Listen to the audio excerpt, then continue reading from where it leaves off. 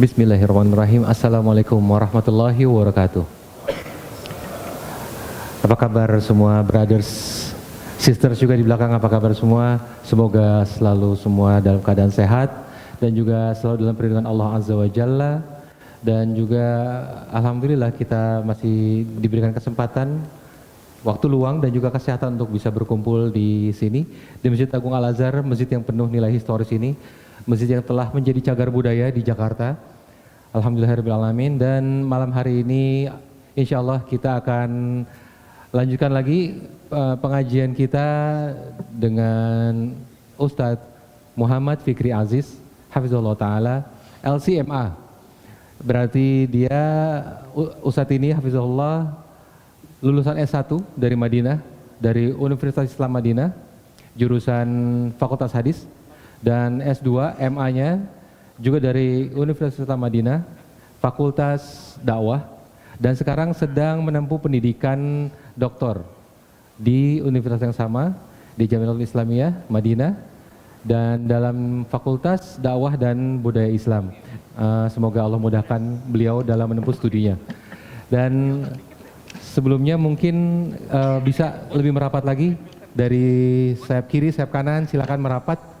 Insya Allah itu menyempurnakan adab kita dalam menuntut ilmu. Alhamdulillah nih, insya Allah kita akan dalam waktu tidak lama lagi, insya Allah di Indonesia akan banyak lahir ustadz-ustadz kita dari Saudi Arabia, dari berbagai universitas, dan juga dari Madinah, dari Ummul Qura, banyak banget alhamdulillah. Dan kita insya Allah tidak akan kekurangan pengajar atau ahli ilmu di Indonesia. Masya Allah. Dan juga sekarang waktu telah menunjukkan jam 8 kurang. Baiklah, tentunya segala puji kita panjatkan kepada Allah Azza wa Jalla yang telah memberikan kita nikmat iman, nikmat Islam, dan juga khususnya nikmat waktu luang dan kesehatan pada malam hari ini. Dan juga tentunya salawat dan salam selalu kita panjatkan kepada Allah agar dilimpahkan kepada Nabi kita, Nabi Muhammad SAW, dan juga kepada para istri beliau, kepada keluarga beliau, dan juga keturunan-keturunannya, dan juga kepada siapapun yang mengikuti sunnah beliau hingga hari-hari kelak. Baiklah, seperti biasa kita tentunya ucapkan dulu terima kasih untuk menyempurnakan terima kasih kita atau syukur kepada Allah Azza wa Jalla. Kita ucapkan terima kasih kepada pihak Dewan Ta'mir Masjid Agung Al-Azhar, dan juga tentunya Yayasan Pesantren Islam Al-Azhar, dan juga terima kasih kepada Forum Komunikasi Jamiah Al-Azhar Pusat, dan juga tentunya kepada seluruh panitia yang telah bertugas dari sejak beberapa jam yang lalu, dan juga tentunya kepada brothers and sisters semua atas kehadirannya di pengajian dan terus istiqomah berusaha mengamalkan ilmu yang telah didapatkan. Baiklah, tahadu tahabu, salinglah memberikan hadiah kalian dan insya Allah kalian akan saling mencintai. Baiklah, sekarang kita sensus dulu sebentar. Siapa yang baru pertama kali datang ke Rabbanians malam hari ini? Ada gak? Boleh katakan Masya Allah. Banyak, Masya Allah. Anak baru semua. Boleh kita hitung? Itu yang belakang juga ya? Ada ya? Oh enggak? Kira angkat tangan. Berapa? Boleh tahan dulu, tahan. Kita hitung. 1, 2, 3, 4, 5, 6, 7, 8, 9. 9 orang. Boleh, ada di sana 10. Lagi nyender ada. Boleh. Di belakang. Oke. Nanti 9 orang itu tolong ambil di meja belakang ya. Meja kontrol di belakang. Baiklah, dan juga ini kalau ada yang baru datang, biasanya ada yang ngajak nih. Nah, yang ngajak siapa? Temennya ada gak yang berhasil ngajak temennya hari ini? Ada gak? 1 orang. Baik, ada 2 orang yang ngajak ya, bukan yang diajak, yang ngajak. Yang ngajak. Gak ngerasa ngajak dia. Ngajaknya ngajak serius atau ngejebak juga tetap masuk ngajak. Ya, agak-agak bokis-bokis sedikit gitu, ngajak traktir makan, taunya di kesini dulu gitu, gak apa. 1, 2, 3, 4, 5, baik juga. 6, 7 orang, Masya Allah. Cukup gak dia? Yang pertama, oh gitu, type. Jadi semoga pahala yang didapat oleh teman yang diajak itu akan juga mengalir kepada yang mengajak ya, Masya Allah. Dan baiklah, Ustadz sudah siap ya? Alvin, Ustaz sudah siap? Oke. Baiklah, tanpa menunggu terlalu lama lagi, kita akan segera mulai saja pengajian kita pada hari ini. Kepada Al-Ustaz kami persilakan untuk menempati tempat yang disediakan.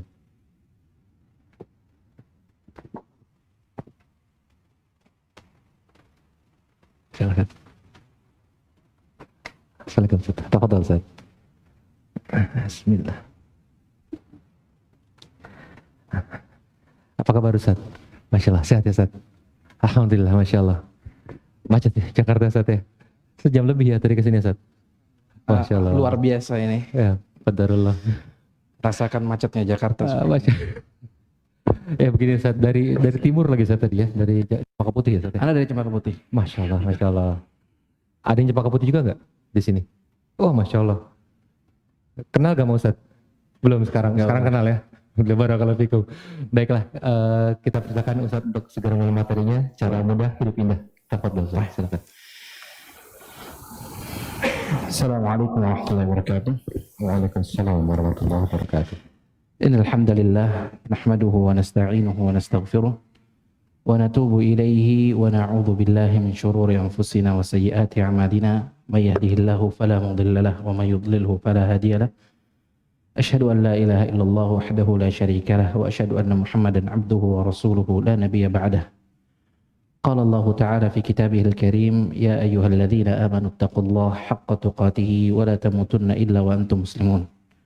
وقال يا أيها الناس اتقوا ربكم الذي خلقكم من نفس واحدة وخلق منها زوجها وبث منهما رجالا كثيرا ونساء واتقوا الله الذي تساءلون به والأرحام إن الله كان عليكم رقيبا وقال يا أيها الذين آمنوا اتقوا الله وقولوا قولا سديدا يصلح لكم أعمالكم ويغفر لكم ذنوبكم ومن يطع الله ورسوله فقد فاز فوزا عظيما أما بعد فإن أصدق الحديث كتاب الله وخير الهدي هدي محمد صلى الله عليه وسلم وشر الأمور محدثاتها وكل محدثة بدعة وكل بدعة ضلالة وكل ضلالة في النار ثم أما بعد إخوة الإسلام أعزني الله وإياكم teman-teman sekalian, saudara dan saudariku yang dimuliakan Allah. Alhamdulillah kita panjatkan puji syukur kepada Allah Subhanahu wa taala atas limpahan nikmat dan karunia yang telah Allah Subhanahu wa taala berikan kepada kita sehingga kita bisa berkumpul bersama di akhir hari yang penuh dengan keberkahan ini, di waktu yang kita harap juga penuh dengan keberkahan, penuh dengan rahmat dari Allah. Kita masih menjadi orang-orang yang dipilih oleh Allah Subhanahu wa taala dari sekian banyak hamba-hambanya untuk menerima petunjuk, untuk digerakkan hatinya, digerakkan jasmaninya untuk hadir di satu majlis yang di dalamnya dibacakan firman-firman Allah dan hadis-hadis Rasulullah sallallahu alaihi wasallam. Kita berharap semoga Allah Subhanahu wa taala senantiasa menjaga nikmat ini untuk kita, memberikan kita keistiqomahan, menggerakkan selalu hati kita, raga kita ke majlis-majlis ilmu, tempat di mana Allah Subhanahu wa taala menurunkan rahmatnya, menurunkan ketenangannya, menurunkan malaikat-malaikatnya untuk menaungi orang yang duduk di majlis tersebut.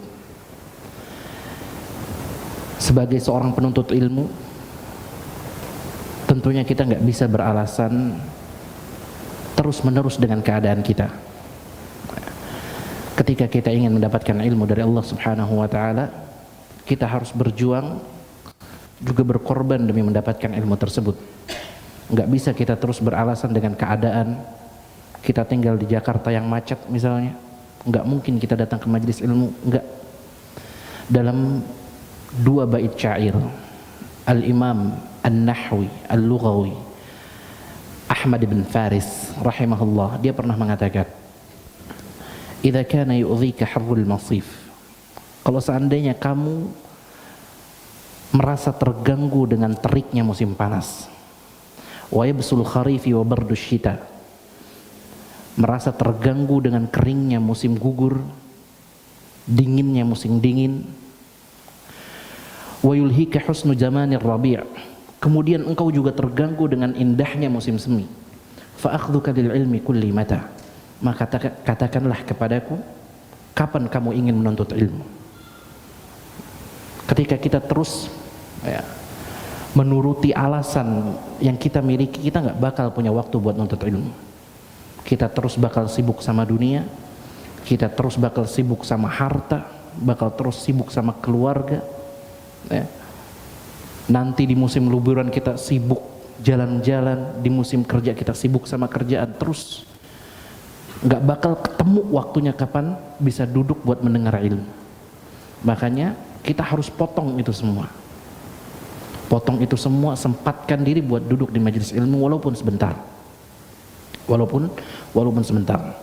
Nah, sekarang ikhwatal Islam azanillah wa iyyakum, kita akan membahas satu cita-cita, tujuan hidup dari seluruh manusia yang ada di dunia.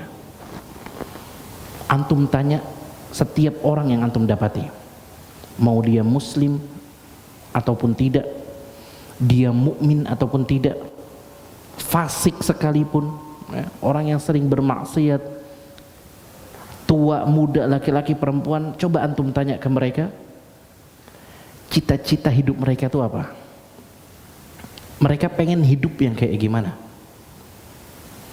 Pasti semua bakal menjawab keinginan mereka, tujuan mereka, cita-cita mereka cuma pengen hidup bahagia. Nggak ada satupun orang di dunia cita-citanya hidup sengsara. Pasti semua orang pengen hidup bahagia. Tapi ketika kita tanya ke mereka, ciri orang hidup bahagia, kriteria orang hidup bahagia itu seperti apa, baru mereka beda-beda jawabannya. Ada beberapa yang menganggap bahwasanya kebahagiaan itu bisa didapat melalui harta. Tapi buktinya banyak kita lihat orang punya harta yang luar biasa, tapi nggak kunjung bahagia. Ada yang menganggap orang baru bisa bahagia ketika dia punya popularitas, ketenaran, dikenal sama orang di mana-mana.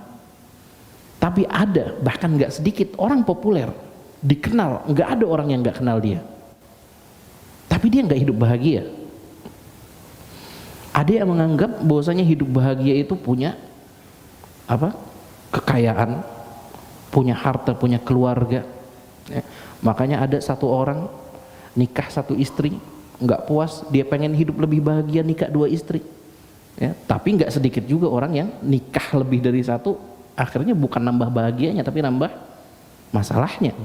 Ya, nambah pusing dia, istrinya ribut, nambah satu lagi dengan harapan yang satu ini bisa menambahkan keributan istri yang 2, taunya nambah yang ribut jadi 3 terus. Ya, kriteria bahagia orang beda-beda. Yang jelas semua orang berusaha untuk meraih kebahagiaan. Ya. Yang jelas semua orang berusaha untuk meraih kebahagiaan. Dan jika kita cermati, kebahagiaan ini bukan suatu yang bisa dinilai dari yang zahir, dari yang nampak. Enggak. Terkadang kita melihat secara zahir orang terlihat sangat bahagia, tapi ternyata dia malah sedang sedih. Sebaliknya ketika kita lihat ada orang subhanallah, dia nggak menunjukkan tanda-tanda kebahagiaan apapun dalam kehidupan. Miskin, nggak dikenal, mungkin bajunya nggak sebagus baju yang kita pakai sekarang, tapi di waktu itu dia menjadi orang yang paling bahagia di dunia. Makanya Rasulullah SAW bersabda dalam satu hadis, rubba ash'atha aghbar. Bisa jadi seorang yang rambutnya acak-acakan, penuh dengan debu, tapi kalau dia udah nangkat tangannya ke langit, ya, Allah langsung jawab doanya. Idza aqsama 'ala Allah la abarrah. Kalau dia sudah bersumpah dengan nama Allah, berdoa menyebut nama Allah, Allah pasti akan kabulkan. Nah, orang seperti ini kalau kita lihat subhanallah, dia nggak kelihatan bahagia hidupnya. Rambutnya acak-acakan, badannya penuh debu, nggak rapi. Tapi subhanallah, dia merupakan orang yang paling bahagia karena setiap doa yang dia panjatkan langsung dijawab sama Allah subhanahu wa ta'ala. Jika kita cermati ini semua, kita bakal tahu ikhwah sekalian yang dimuliakan Allah, bahwasanya kebahagiaan itu adalah bukan apa yang nampak di mata, tapi rasa yang disisipkan oleh Allah subhanahu wa ta'ala di dalam hati manusia. Itulah kebahagiaan. Kebahagiaan nggak bisa dinilai dari sesuatu yang zahir, tapi kebahagiaan itu adalah sesuatu yang ada di dalam batin manusia. Syekh Abdurrahman bin Nasir As-Sa'di rahimahullahu taala, guru dari Syekh Muhammad bin Shalih Al-Utsaimin dan banyak ulama-ulama yang lain. Beliau pernah merasakan sakit. Beliau sakit. Nah, beliau sakit sampai seluruh dokter yang menangani beliau mengusulkan kepada Syekh agar Syekh total istirahat, meninggalkan segala rutinitas beliau. Dia nggak boleh ngisi kajian demi kesehatan beliau katanya. Ya. Bahkan dia nggak boleh baca buku sedikit pun demi menjaga kesehatan beliau. Dia harus istirahat, benar-benar bed rest. Ya. Tapi Syekh saat itu berpikir, dia pengen hidup mengikuti nasihat dokter, atau dia ingin hidup demi mencari kebahagiaan dia. Akhirnya dia putuskan untuk hidup mencari kebahagiaan dia. Dia ambil kertas, dia tulis di dalam kertas tersebut beberapa sebab kebahagiaan. Ya, kenapa dia nggak nurut sama nasihat dokter? Oke, dokter nasihatin supaya dia hidup sehat, supaya Syekh bisa kembali sehat. Tapi apa artinya jasmani yang sehat tapi atau hatinya dipenuhi dengan kesedihan? Syekh nggak pengen hidup kayak gitu. Dia pengen nggak masalah sakit, tapi ketika hatinya dipenuhi dengan kebahagiaan, sakit yang menimpa dia nggak berasa. Dan bisa jadi dengan kebahagiaan tersebut, sakit yang dia rasakan saat itu, ya, yang menimpa dirinya bisa hilang. Ya. Berapa banyak orang yang sakit, jalan keluarnya cuma simple ternyata. Dibuat hatinya senang. Ya. Makanya Syekh nulis di dalam kertas tersebut sebab-sebab kebahagiaan yang di kemudian hari menjadi satu kitab yang bernama Al-Wasail Al-Mufidah Lil Hayati Sa'idah. Sarana-sarana atau cara-cara yang bermanfaat, yang berfaedah untuk meraih kehidupan yang bahagia. Dan kitab inilah yang akan kita bahas pada kesempatan yang penuh dengan berkahan kali ini. Namun sebelumnya, perlu antum ketahui bahwasanya kitab ini kalau kita ingin telaah huruf demi hurufnya dalam satu majelis kayaknya hampir mustahil, nggak mungkin. Apalagi majelis kita cuman sekitar 1,5 jam, ya kan? Nggak mungkin kita habiskan. Makanya sekarang anak akan berusaha untuk menyampaikan inti dari kitab tersebut. Kemudian beberapa sebab terkadang terulang dan masih ada kaitan dengan sebab yang lain sehingga nanti anak gabungkan, ya, supaya kita bisa menyelesaikan dalam satu majelis ini pembahasan satu kitab, kita ambil faedahnya, ya, walaupun kita nggak bisa menelaah huruf demi hurufnya. Di kitab tersebut, ikhwatal Islam azani Allah wa iyyakum, Syekh Abdurrahman bin Nasir As-Sa'di rahimahullah, dia mengatakan bahwasanya kebahagiaan itu memiliki 3 sebab. Kebahagiaan itu punya 3 sebab. Ada asbab amaliyah, ada sebab-sebab amaliyah yang artinya harus dikerjakan oleh manusia yang ingin bahagia. Ada sebab-sebab tabi'iyah, sebab-sebab alami. Ada sebab yang ketiga, asbab diniyah, sebab yang dijelaskan dan datangnya berasal dari syariat, dari Al-Quran maupun dari hadis Nabi SAW. Orang bisa mendapatkan kebahagiaan ketika dia hidup di dunia menjalankan ketiga sebab tadi secara keseluruhan, ya, seutuhnya. Ya, semakin banyak sebab kebahagiaan yang dia kerjakan, semakin besar kebahagiaan yang ia rasakan. Makanya orang-orang non-muslim, ya, yang tidak beragama Islam, mereka bisa merasakan kebahagiaan, ya, karena di antara 2 dari 3 sebab tadi adalah sebab yang bisa dikerjakan oleh setiap orang. Sebab alami dan sebab amali, ya, yang dikerjakan, yang diusahakan. Ini bisa dikerjakan oleh siapapun.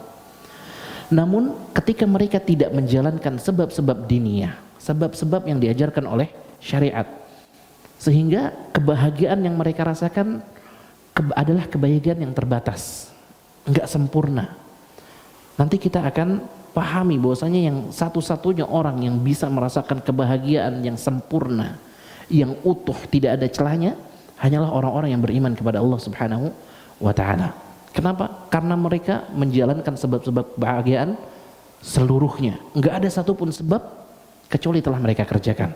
Berbeda dengan orang-orang selain mereka. Mungkin mereka bisa bahagia. Ya.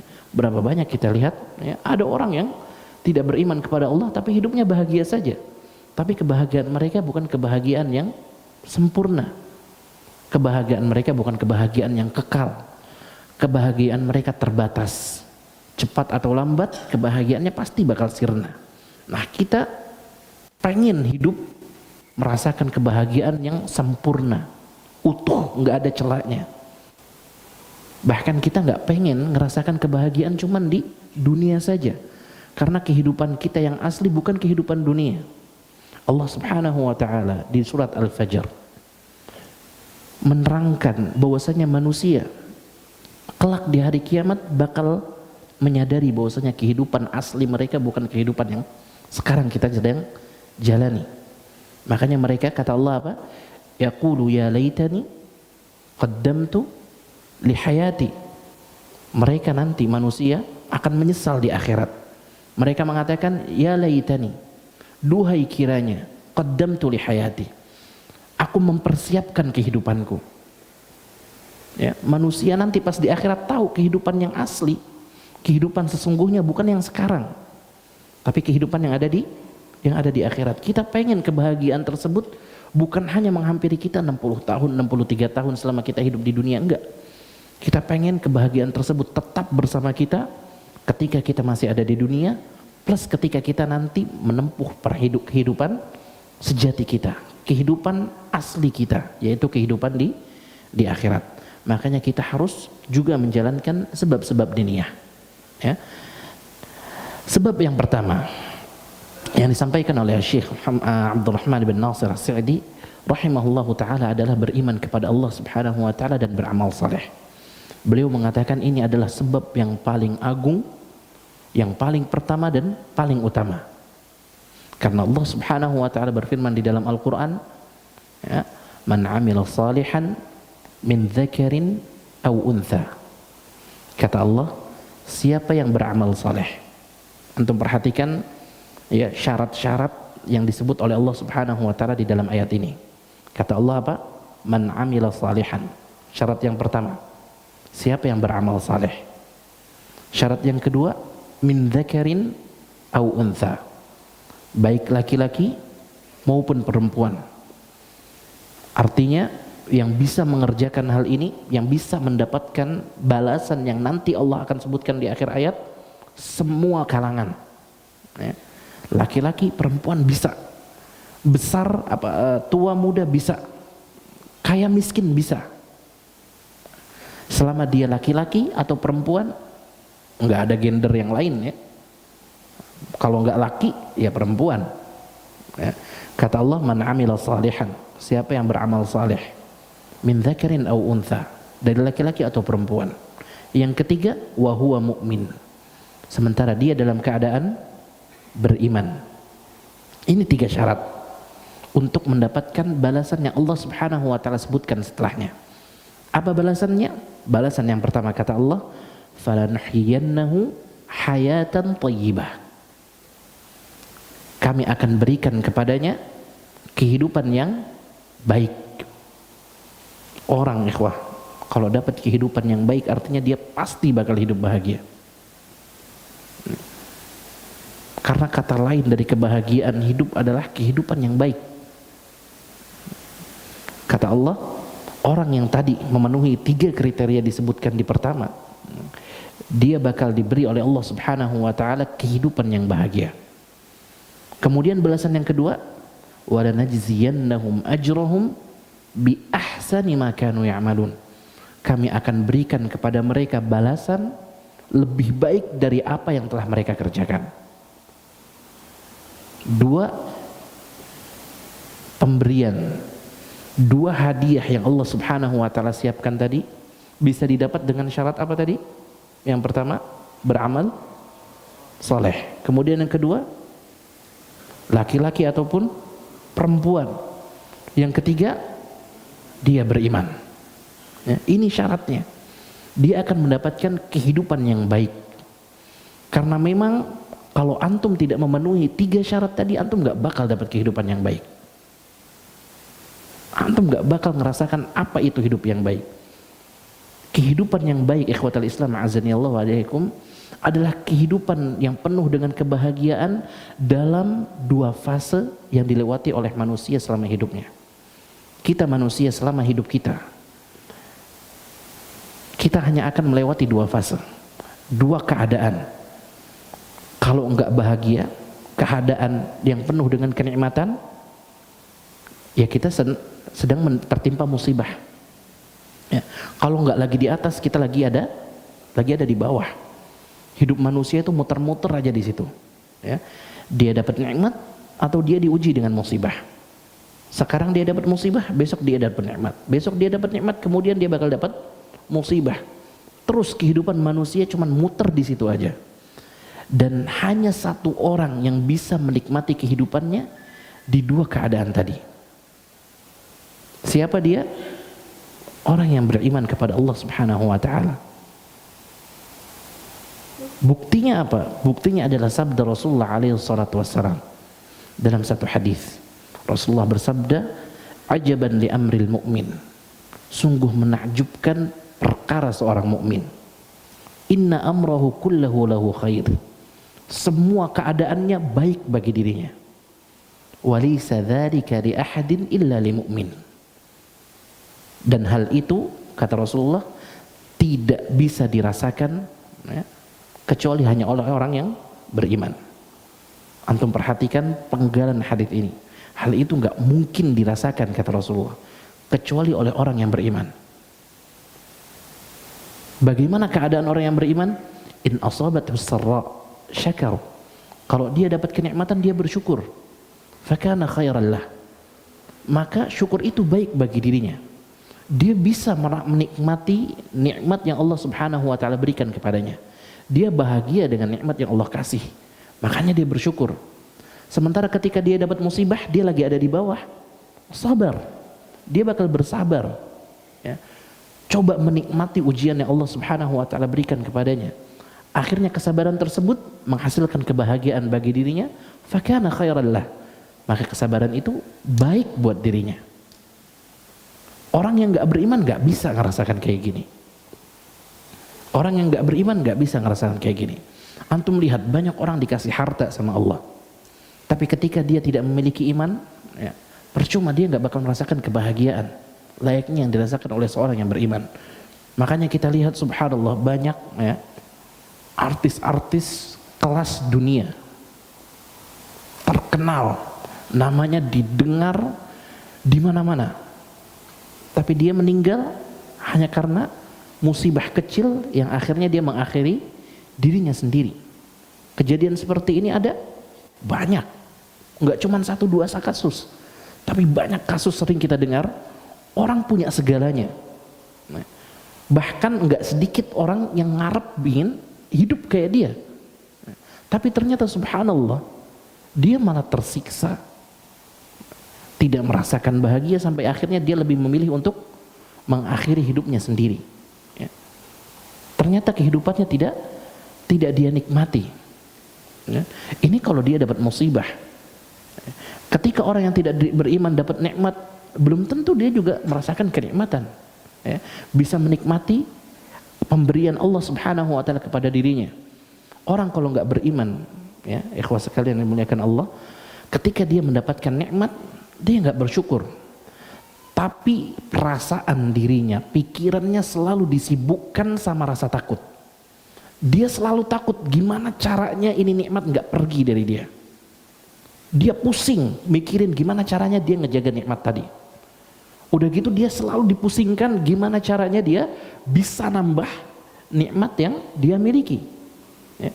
Makanya antum sering mungkin ngelihat orang subhanallah rumahnya kayak istana dia. Ya. Dia kalau pengen nonton film baru nggak perlu dia datang ke bioskop. Bioskop ada di rumahnya. Ya. Tapi dia sendiri nggak pernah itu nikmatin fasilitas yang ada di rumah. Ya. Karena apa? Karena dia sibuk. Pagi dia bisnis ke sini, siang dia pindah ke sini, terus dia rumahnya yang indah, istrinya yang cantik, ya, fasilitas yang ada di dalamnya nggak pernah dia nikmatin semua. Yang nikmatin rumahnya siapa? Pembantunya. Ya, yang tinggal di situ pembantunya. Akhirnya si majikan apa? Dia kerja keras, banting tulang, ya, pergi ke sana kemari cuman untuk menghidupi rumahnya dan pembantunya. Yang nikmat siapa? Pembantunya. Dia nggak kaya, tapi dia pengen nonton pakai fasilitas majikannya, dia bisa. Ya. Bathtub gede yang ada di rumahnya nggak pernah dirasakan sama majikannya. Yang rasain siapa? Pembantunya. Kayak gini banyak banget. Hah? Karena dia apa? Walaupun nikmat yang Allah kasih banyak ke dia, ketika dia tidak memiliki keimanan kepada Allah, nggak bisa bersyukur dengan nikmat tersebut, akhirnya Allah sibukkan dia. Hatinya nggak merasakan kebahagiaan dengan nikmat yang Allah Subhanahu wa taala berikan kepadanya. Makanya syarat yang paling pertama, syarat yang paling utama untuk meraih kebahagiaan adalah beriman kepada Allah Subhanahu wa taala dan beramal saleh. Di antara amal saleh yang paling ampuh untuk menumbuhkan kebahagiaan di hati kita adalah banyak berzikir kepada Allah.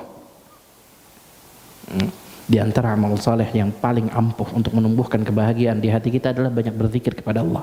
Allah Subhanahu wa taala berfirman di dalam Al-Qur'an, "Ala bi dzikrillah tatmainnul qulub." Bukankah dengan berzikir kepada Allah hati menjadi tenang? Adakah kenikmatan dunia yang lebih daripada hati yang tenang? Coba antum sebutkan. Ada nggak kenikmatan yang lebih besar daripada ketenangan hati? Gak ada.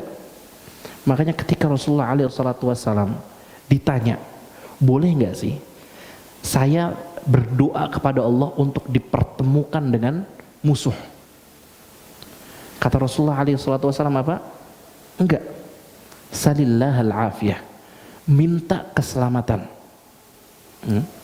Jangan pernah berharap kita dipertemukan dengan musuh, dihadapkan dengan musuh. Dalam hadis yang lain Rasulullah SAW bersabda, la tatamannaw liqa'al adu. Jangan pernah berharap untuk bertemu dengan musuh. Jangan cari musuh. Tapi kaum muslimin ketika sudah berhadapan dengan musuh, mereka pantang mundur. Tapi di awal mereka nggak boleh minta musuh. Kenapa? Karena nggak ada kenikmatan yang lebih mahal daripada ketenangan. Ketika antum tenang, antum pasti bahagia. Ketika antum tenang, antum pasti bahagia. Dan untuk meraih ketenangan tadi, kita harus banyak berzikir kepada Allah Subhanahu wa taala. Dengan berzikir, hati menjadi tenang. Di samping itu, Allah Subhanahu wa taala juga akan memberikan pahala-pahala yang lain. Bahkan di dalam hadis Rasulullah SAW bersabda, sabaqal mufarridun. Para al-mufarridun telah mendahului manusia-manusia yang lain. Para sahabat bertanya, manhum ya Rasulullah? Siapa yang dimaksud dengan al-mufarridun ini wahai Rasulullah? Rasulullah menjawab, adz-dzakirunallaha katsiran wadz-dzakirat. Mereka adalah orang-orang yang sering berzikir kepada Allah Subhanahu wa taala, baik laki-laki maupun perempuan. Nah, sekarang yang jadi pertanyaan ikhwah sekalian yang dimuliakan Allah, kapan seseorang disebut telah menjadi orang yang sering berzikir kepada Allah? Ada hadiahnya Mas ya? Ada yang bisa jawab? Kapan kita disebut sudah berzikir atau sering berzikir kepada Allah? Ada yang bisa jawab? Fadhal. Silakan.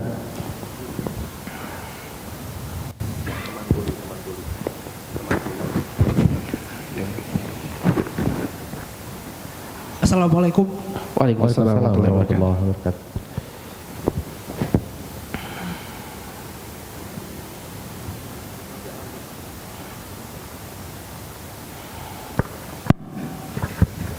Assalamualaikum warahmatullahi wabarakatuh. Waalaikumsalam warahmatullahi wabarakatuh. Bismillahirrahmanirrahim. Ustadz, saya coba menjawabnya. Ya. Seseorang disebut sudah berzikir kepada Allah apabila rajin menunaikan ibadah dengan cara istiqomah dan selalu mengingat Allah dalam setiap kehidupannya di sepanjang waktunya. Jadi istiqomah dengan ibadah dan meniatkan segala sesuatu pekerjaannya karena Allah.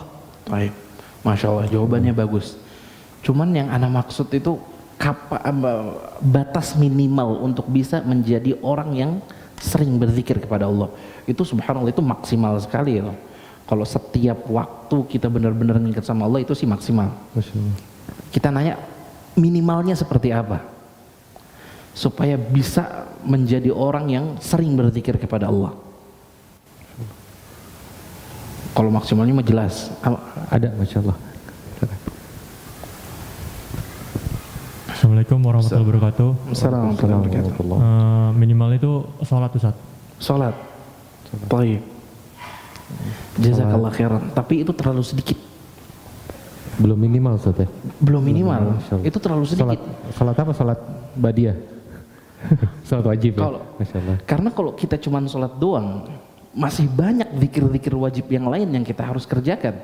Oh, iya. Nah makanya Abu Amr bin Salah dalam fatwanya, kemudian juga diikuti oleh Ibnu Taimiyah dan muridnya Ibnu Qayyim rahimahumullah, menjelaskan batas minimal kapan seorang dikatakan sering berzikir kepada Allah. Kriterianya ada dua. Yang pertama, dia menjaga zikir pagi dan petangnya. Ini kriteria yang pertama. Kemudian kriteria yang kedua, syarat yang kedua, dia menjaga zikir-zikir yang berkaitan dengan perubahan keadaan yang dialami oleh manusia setiap harinya. Kita manusia itu kan ngelakuin banyak hal setiap hari kan. Mulai dari bangun tidur ya. Ketika bangun tidur ada zikir yang diajarkan. Kemudian memulai wudhu ada zikir yang diajarkan. Masuk kamar mandi ada zikir yang diajarkan. Keluar kamar mandi ada zikir yang diajarkan. Ya. Kemudian pakai baju, terus apalagi sebelum makan, setelah makan, banyak. Nah, zikir-zikir yang tadi disebutkan berkaitan dengan perubahan keadaan manusia. Ini syarat kedua. Ketika seseorang bisa menjaga atau selalu zikir pagi dan petang, ya, dia zikir pagi dan petang. Kemudian ditambah dia nggak pernah lupa untuk berzikir setiap kali ingin melakukan aktivitas. Dia dikenal sebagai seorang yang zuhud. Dia keluar dari kekayaan bapaknya, dia tinggalkan kenikmatan yang ada di Irak, dia pindah ke Mesir. Di Mesir dia sambil duduk bersama temannya. Waktu itu dia cuma makan roti kering sambil dicelupin ke air. Syuf, dia tinggalkan kekayaan bapaknya. Bapaknya punya kebun nggak kehitung berapa hektar. Pembantu dan budak bapaknya ratusan. Tapi dia nggak mau hidup kayak gitu. Dia pilih untuk hidup sebagai talibul ilm. Yang terkenal zaman dulu, orang kalau jadi talibul ilm, jadi penuntut ilmu, apalagi menuntut ilmu hadis, pasti melarat. Ya. Makanya ada istilah orang zaman dahulu. Ya. Kata-kata orang zaman dahulu, man talabal hadis aflas. Siapa yang menuntut hadis dia bakal bangkrut. Kenapa? Karena namanya orang pengen ngejar hadis zaman dulu nggak semudah sekarang, ikhwah. Antum sekarang pengen denger hadis tinggal duduk di jadi majelis ilmu, subhanallah 1 jam, setengah jam dapat puluhan hadis. Sementara orang zaman dahulu dia harus pergi ke sana, pergi ke sini. Bahkan Al-Imam Ahmad rahimahullah dia udah keliling dunia 2 kali. Apa yang dia dapat? Yang dia dapat adalah hadis-hadis yang ada di Musnad. Musnad Imam Ahmad yang sekarang dicetak sekitar 20-an jilid. Antum mungkin bisa beli dengan gampang. Antum buka HP, klik bayar internet, besok datang bisa itu Musnad Imam Ahmad. Imam Ahmad harus ninggalin orang tuanya. 2 kali dia keliling dunia cuman buat ngumpulin Musnad. Susah. Ibrahim bin Adham milih buat kehidupan susah. Milih buat hidup miskin dia. Sambil makan roti kering bersama teman-temannya, dia ngomong, "Lau ya'lamul muluk wa abna'ul muluk." Kalau seandainya para raja, para pangeran tahu ma nahnu alaihi fihi minan ni'am, kenikmatan yang sekarang kita sedang rasakan, la jaladuna alaihi bisuyuf, Pasti mereka bakal penggal kepala-kepala kita cuman demi merampas kenikmatan tersebut dari kita. Subhanallah, padahal dia kenikmatan yang dia rasakan saat itu apa? Cuman makan roti kering yang buat bisa dikunyah dia harus celupin ke dalam air. Antum gak bisa bilang ke Ibrahim, ya ente mah gak pernah ngerasakan hidup kaya. Dia anak orang kaya. Dia anak orang kaya, tapi dia gak ngerasa bahagia dengan kekayaan. Justru ketika dia nuntut ilmu hadis, berbaur bersama para penuntut ilmu yang lain, merasakan susahnya, jatuh bangunnya, mendapatkan satu hadis, dia baru merasakan nikmat. Dia baru merasa bahagia. Sampai dia bilang apa? Kalau para raja, para pangeran itu tahu kenikmatan yang sedang kita rasakan sekarang, mereka pasti bakal penggal kita semua demi merampas kenikmatan tersebut. Ya. Makanya Syekhul Islam bilang dalam satu perkataan yang sangat masyhur, dia mengatakan apa? Ketika dia disiksa, ya, Syekhul Islam Ibnu Taimiyah hidupnya penuh dengan siksaan. Pindah dari satu penjara ke penjara yang lain, di sini disiksa, di sana disiksa, sampai akhirnya beliau meninggal di dalam penjara. Tapi walaupun demikian, dia mengatakan apa? Aina yadhhabu bi a'dai? Mau kemana lagi musuhku membawaku? Ana jannati fi sadri. Aku ini adalah manusia yang surganya ada di dalam hatinya. Aina ma dhahabtu fahiya ma'i. Kemanapun aku dibawa pergi, surgaku tetap berada bersamaku. Dalam perkataan yang lain, Syekhul Islam Ibnu Taimiyah mengatakan inna fid dunya jannatan. Sesungguhnya di dunia ini ada surga. Man lam yadkhulha lam yadkhul jannatal akhirah. Siapa yang enggak pernah masuk ke dalamnya selama di dunia, dia enggak bakal masuk surga di akhirat. Pas ditanya surga apa? Surga berupa kenikmatan mengenal Allah Subhanahu wa ta'ala. Ini mereka bisa bahagia dengan hal itu. Syekhul Islam di penjara, dia bisa bahagia. Imam Ahmad di penjara disiksa, dia dipukul sampai kata pemukulnya, sampai kata algojonya, ini cemeti yang saya pakai buat mukul Imam Ahmad. Kalau dipukulkan ke gajah, gajah mati. Tapi Imam Ahmad subhanallah, dia masih tegar, kokoh, berdiri, kuat, dan beliau masih merasakan kebahagiaan. Apa rahasianya?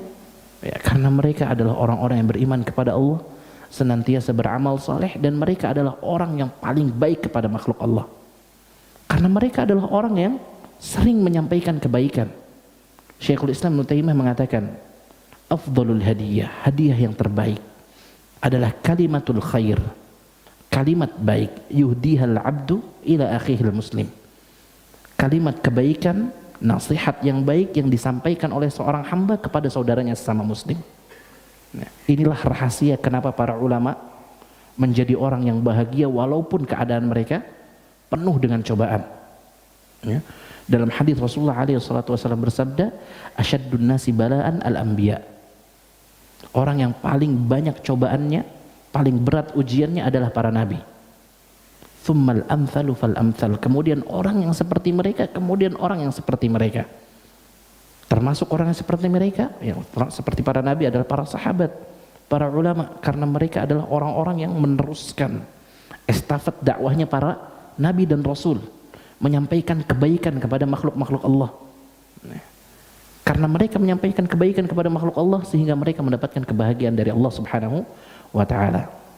Ini yang pertama, beriman kepada Allah Subhanahu wa ta'ala dan beramal saleh. Kemudian yang berikutnya, syarat untuk mendapatkan kebahagiaan adalah meninggalkan semua hal yang bisa menghasilkan kesedihan. Apa saja yang bisa menimpakan kesedihan buat kita? Pertama, jelas dosa dan maksiat. Abdullah bin Abbas radhiyallahu taala anhuma, dia mengatakan innalil hasanati dhiya'an. Sesungguhnya kebaikan itu akan menghasilkan cahaya. Fil wajhi, cahaya di muka, di wajah. Wa nuran fil qalb, dan cahaya di hati. Sebaliknya, wa innalis sayyi'ati sawadan. Wa innalis sayyi'ah sawadan fil wajh. Maksiat itu akan menghasilkan kusam, kegelapan di wajah. Wa dhulmatan fil qalbi, fil qabri wal qalb, dan kegelapan di kubur dan di hati. Nah, dosa akan menghasilkan kegelapan di kuburan kita kelak, ya, di liang lahat kita, dan di hati-hati kita, dan kegelapan tersebut akan menghasilkan kesedihan. Makanya antum pernah nggak ketika melakukan satu dosa merasa bersalah? Nah, seringkali kita ketika melakukan dosa, ya, padahal kita nggak tahu itu dosa, kita cuman kayak ngerasa bersalah aja melakukan itu semua. Ya. Makanya dalam hadis Rasulullah SAW ketika menjelaskan apa itu kriteria dosa, apa itu dosa, Rasulullah mengatakan al-ithmu ma haka fi sadrik. Dosa itu adalah suatu yang mengganjal dalam hati, bikin hati nggak enak. Wa karihta ayyattali'a alaihi nas, dan engkau nggak suka, kamu nggak suka, kita nggak suka, kita benci kalau ada orang lain yang tahu kita melakukan dosa tersebut. Ini cara gampang buat tahu dosa. Tapi tentunya cara ini hanya bisa dilakukan oleh orang-orang yang nalurinya masih sehat. Dalam hadis yang lain Rasulullah SAW bersabda, "Daraballahu lakum mathalan." Allah telah memberikan permisalan kepada kalian. Apa permisalannya? Digambarkan oleh Rasulullah bahwasanya ada satu jalan yang lurus. Di jalan yang lurus ini, ya, jalan yang lurus ini dibatasi oleh tembok tinggi di kanan dan kirinya.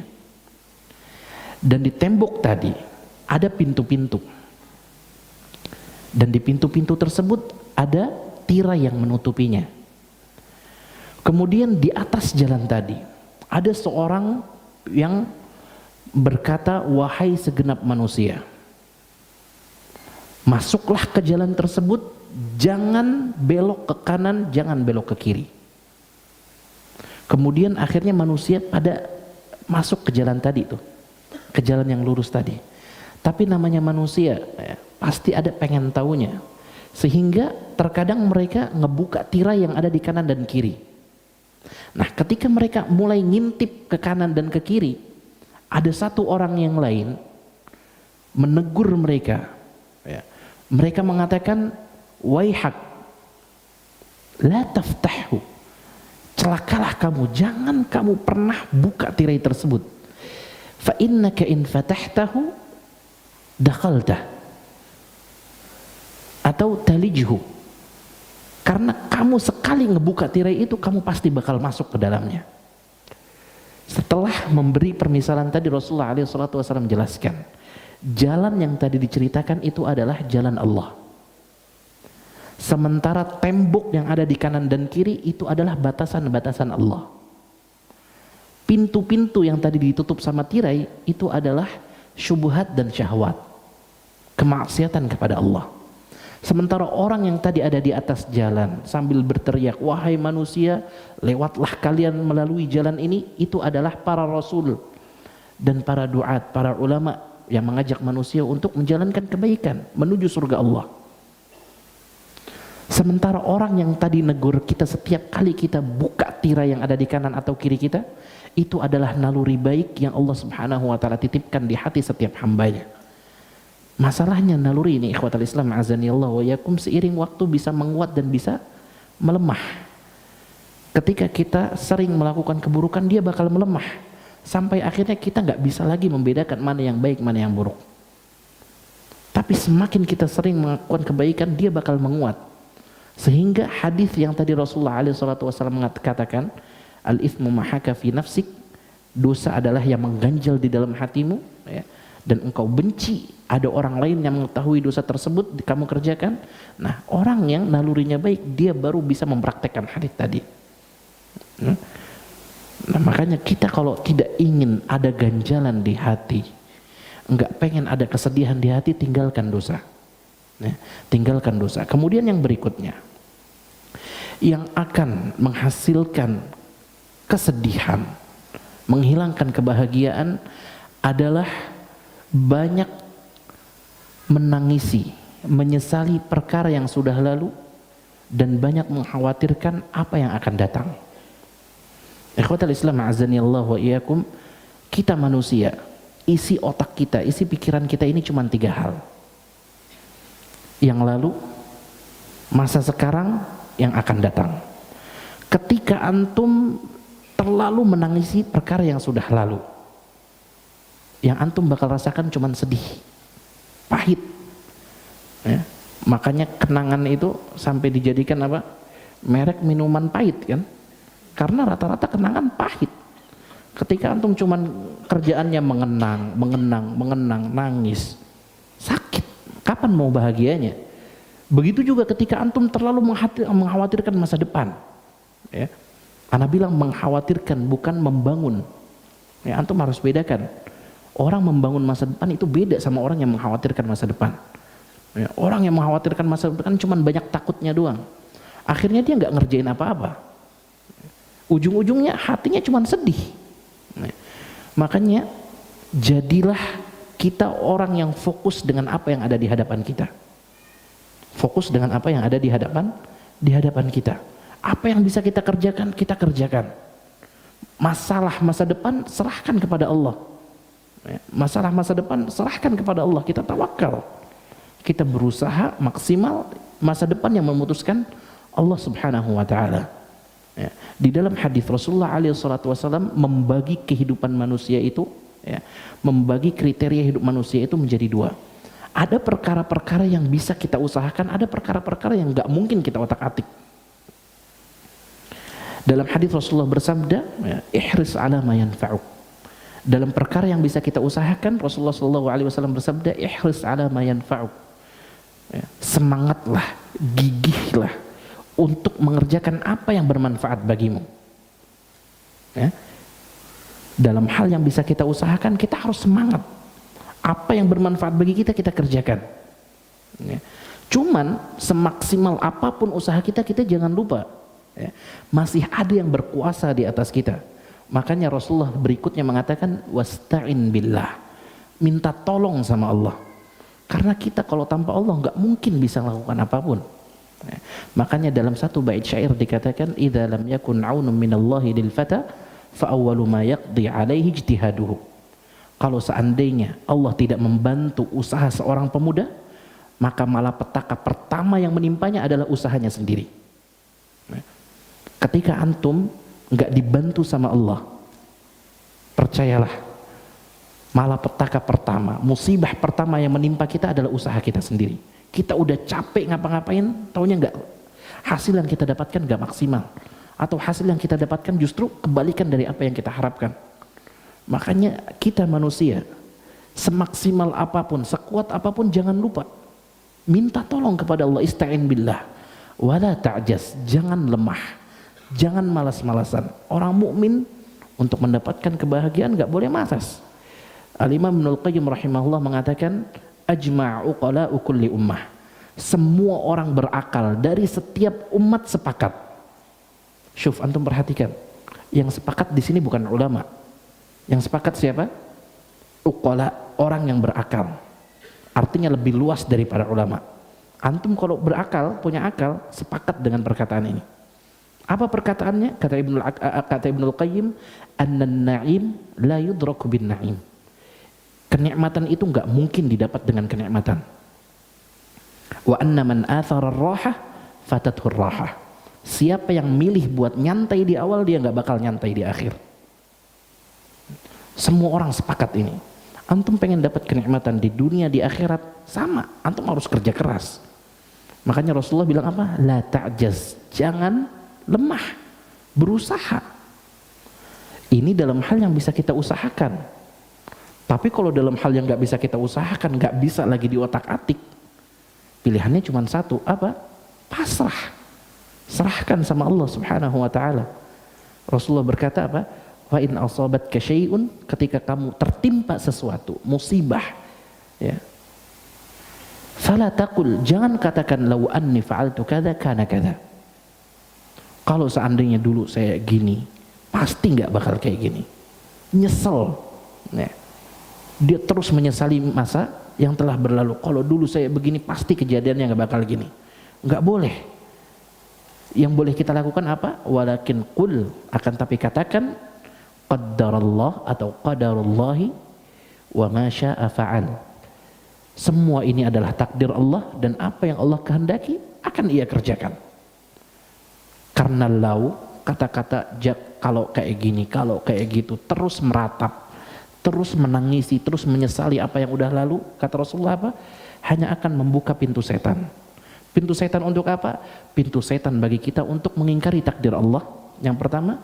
Kemudian pintu setan untuk memasukkan kesedihan bagi kita, ya, di dalam hati-hati kita. Ya. Ini dalam hal yang gak mungkin kita usahakan. Yang gak mungkin kita usahakan, kita pasrahkan semuanya kepada Allah. Masa lalu antum mau nangis sampai keluar darah, dia nggak bakal berubah. Ya. Orang mati, ya, kita ditinggal sama orang yang kita sayang. Kita mau nangis sampai apa juga itu orang nggak bakal bangun. Toh kalau dia bangun kita juga yang takut gitu kan. Ya. Kita juga yang ngeri dia bangun. Ya. Masa depan kita mau khawatir kayak apa, mau nggak tidur berapa malam, itu masa depan nggak ada yang tahu. Keputusannya ada di siapa? Di Allah. Yang bisa kita kerjakan apa? Berusaha sekarang sambil minta bantuan kepada Allah Subhanahu wa ta'ala. Makanya fokus dengan apa yang ada di depan mata kita. Bangun masa depan dengan mengerjakan apa yang ada di depan mata kita. Kemudian yang berikutnya, syarat berikutnya yang bisa menghasilkan kebahagiaan buat kita adalah menyibukkan diri kita dengan satu amalan atau satu kegiatan. Ya, menyibukkan diri dengan satu amalan ataupun satu kegiatan. Karena sifat atau tabiatnya manusia. Sebelumnya ini sampai jam berapa, Mas? 15 menit. Baik. Tabiat manusia sebagaimana yang dikatakan oleh Imam Ibnu Qayyim rahimahullah, fahiyan nafs, jiwa manusia katanya, illam tushghilha bil haqq, kalau kita enggak sibukkan jiwa kita ini dengan kebaikan, kebenaran, ashghalatka bil batil, dia bakal menyibukkan dirimu dengan kebatilan. Tabiat manusia kalau enggak disibukkan dengan yang benar, dengan kebenaran, dia pasti bakal sibuk dengan yang batil, yang salah. Nah, makanya ketika antum dirundung kesedihan, dapat kesedihan, gundah, galau, segera sibukkan diri antum dengan perkara-perkara yang antum sukai, dengan catatan perkara tersebut tidak bertentangan dengan syariat. Nah, perkara kayak gini, poin yang nomor 3 ini bisa dikerjakan oleh setiap orang, ya, mau orang yang beriman mau enggak, ya, dia bisa mengerjakan ini. Cuman bedanya seperti yang tadi kita katakan di pertama, yang bisa mendapatkan kebahagiaan maksimal dari setiap sebab hanyalah orang yang beriman. Dalam hal ini, ya, menjalankan kegiatan yang kita sukai atau dalam kata lain hobi kita, ya, beda antara orang yang beriman dengan orang yang tidak beriman. Orang yang tidak beriman, ya, ketika dia menjalankan hobi, dia ngejalankan hobi cuma karena kesukaan aja udah. Sementara orang yang beriman, setiap dia mengerjakan apapun, dia niatkan kerjaannya untuk mendapatkan keridhaan dari Allah Subhanahu wa ta'ala, sehingga terkadang perkara mubah yang mereka kerjakan berubah jadi pahala, jadi ibadah. Orang yang beriman kalau naik gunung bukan cuma pengen ngebuang waktu, ya, killing the time katanya, membunuh waktu. Padahal waktu itu modal utama kita buat dapetin kehidupan yang baik. Masa mau dibunuh? Enggak.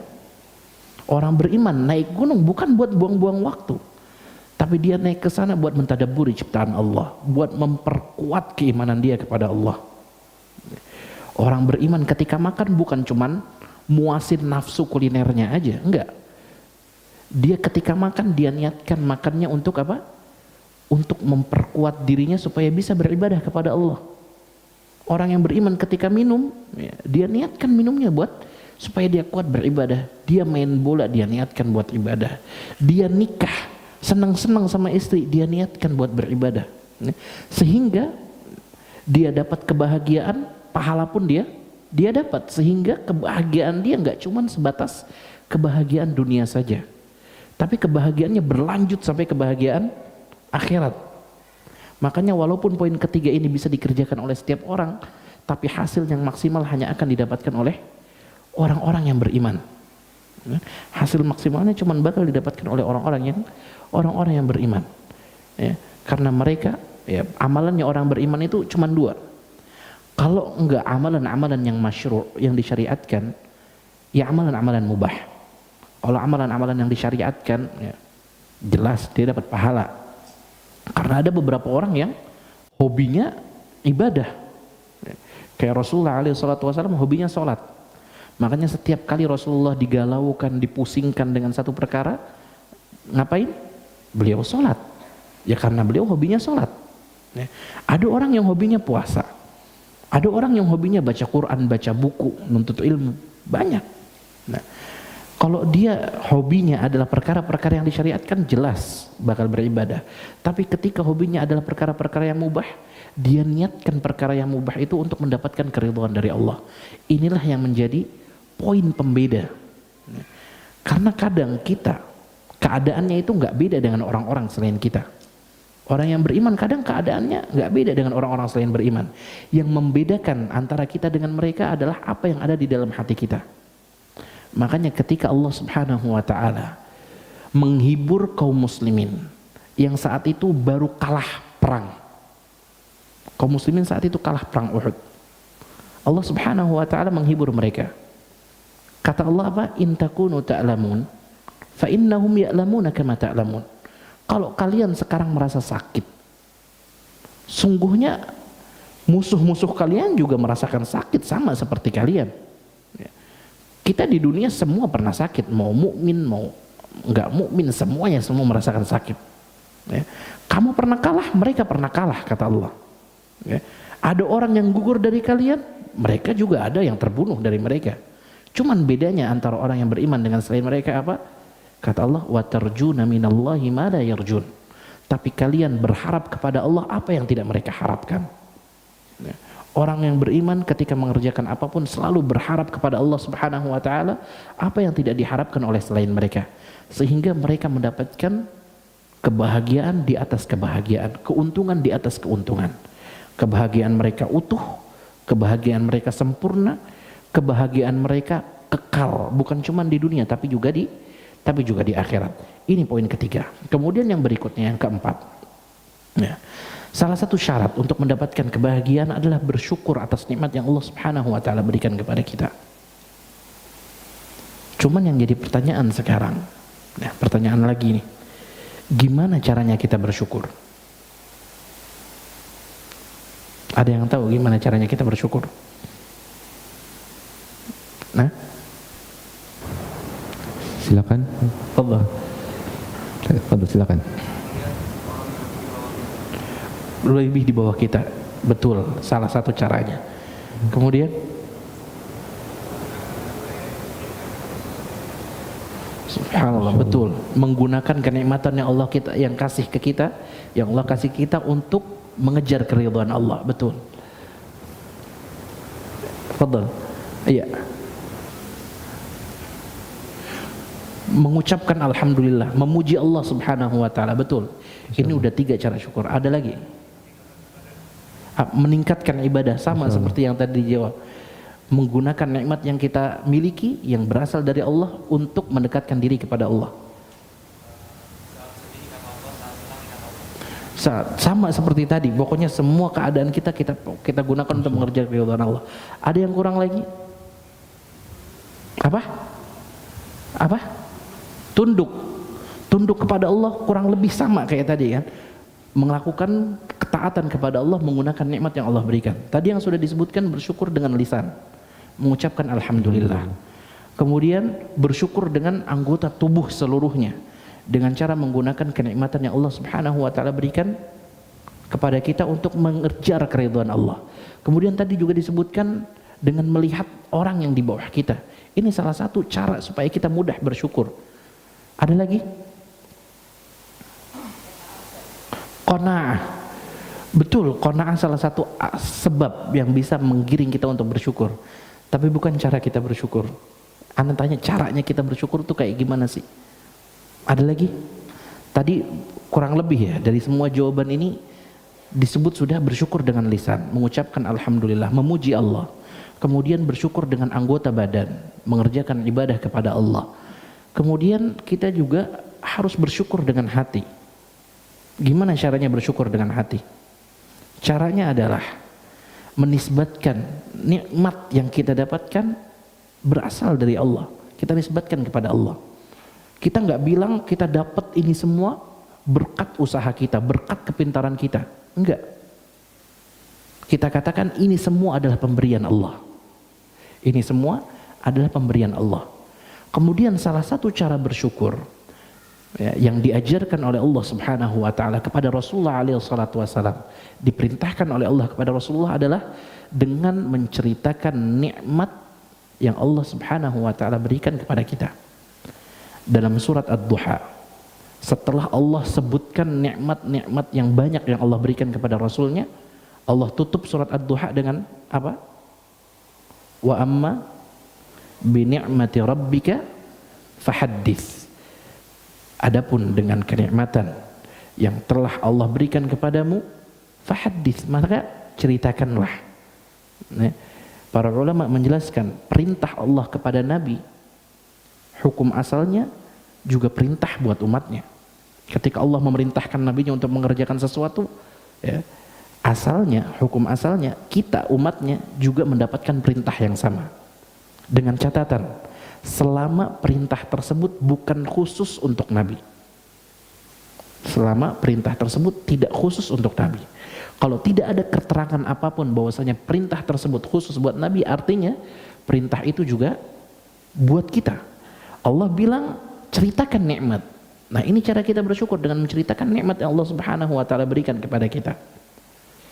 Lah, kalau kita ceritakan nikmat artinya kita pamerin nikmat Allah. Oh, pamer kekayaan boleh dong. Nah, ini juga pertanyaan berikutnya. Apa yang membedakan antara orang yang pamer kenikmatan dengan orang yang menceritakan kenikmatan? Karena yang satu buruk, yang satu baik. Bedanya apa, ikhwah? Ada yang punya jawaban? Dari tadi ini banyak tuh yang bisa jawab, tapi subhanallah belum kita kasih apa-apa nih. Iya, Masya Allah, Masya Allah. Ada yang bisa jawab? Silakan, ada yang bisa. Bedanya orang yang pamer kenikmatan dengan orang yang menceritakan kenikmatan. Udah, ya, fadhal.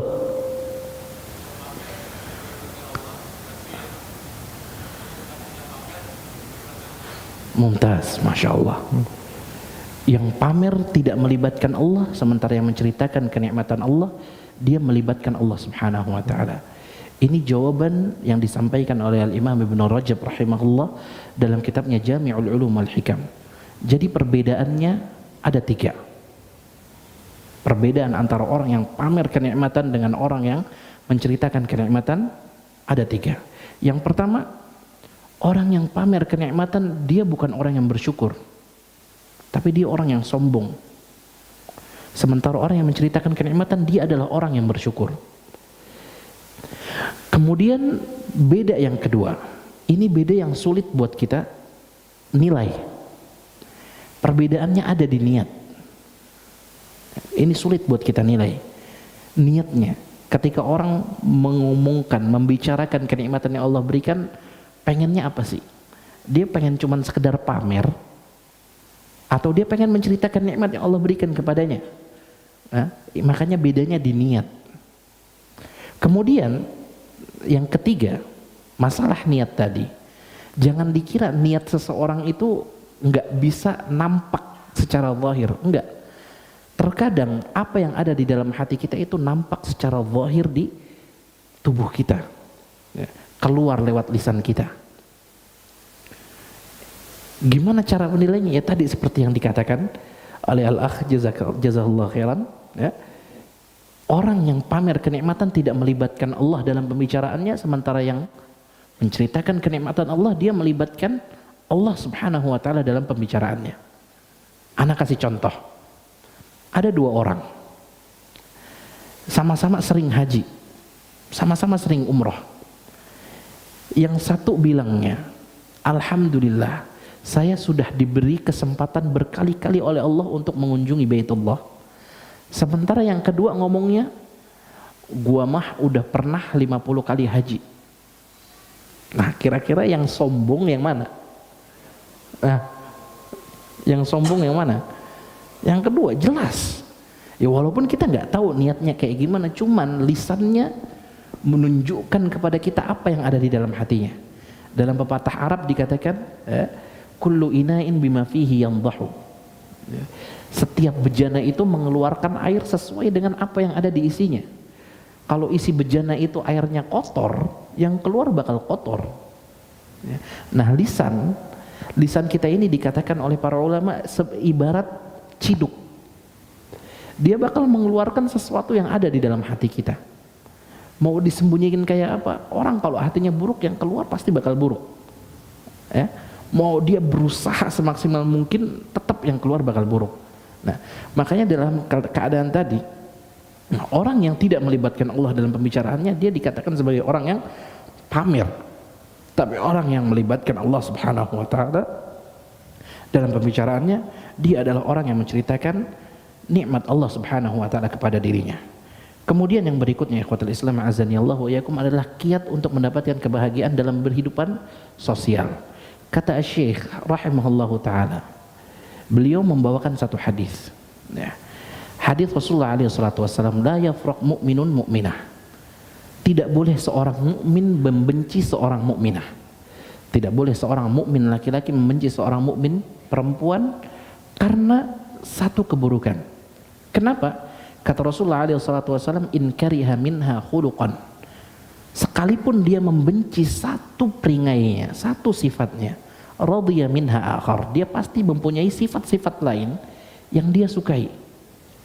Nah, ini ajaibnya Syekh Abdurrahman bin Nasir As-Sa'di. Umumnya orang ketika membawakan dalil tadi cuman dalam masalah pernikahan. Tapi Syekh rahimahullah subhanallah, dia bisa memberikan faidah yang luar biasa. Kata beliau, hadis ini bukan hanya berkaitan dengan dua pasang suami istri saja, tapi bisa diterapkan di kehidupan sosial kita.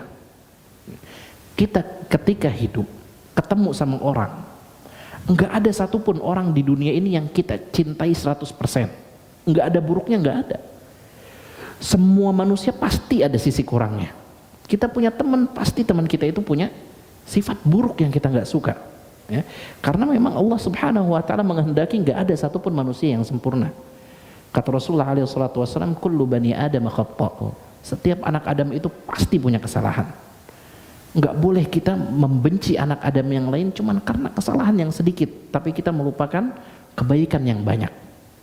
Makanya untuk bahagia dalam kehidupan sosial, coba jangan menyempitkan pandangan kita, tapi coba kita melihat itu secara luas. Nah, ketika kita benci saudara kita, coba lihat kebaikan-kebaikan dia yang lain. Terkadang kebaikan dia lebih banyak daripada keburukannya. Karena kebencian, ikhwatul Islam azanillahu wa iyyakum, gak bakal menghasilkan kebahagiaan. Kebencian gak bakal menghasilkan kebahagiaan. Kebencian hanya akan menghasilkan kesedihan. Makanya supaya kita tidak membenci makhluk Allah yang lain, hamba Allah yang lain, ya kita lihat kebaikan yang dia miliki. Kemudian cara untuk mendapatkan kebahagiaan dalam kehidupan bersosial adalah enggak usah gubris, enggak usah dengerin keburukan yang datang dari orang lain. Kadang kita dengar gibahan orang ngomongin kita.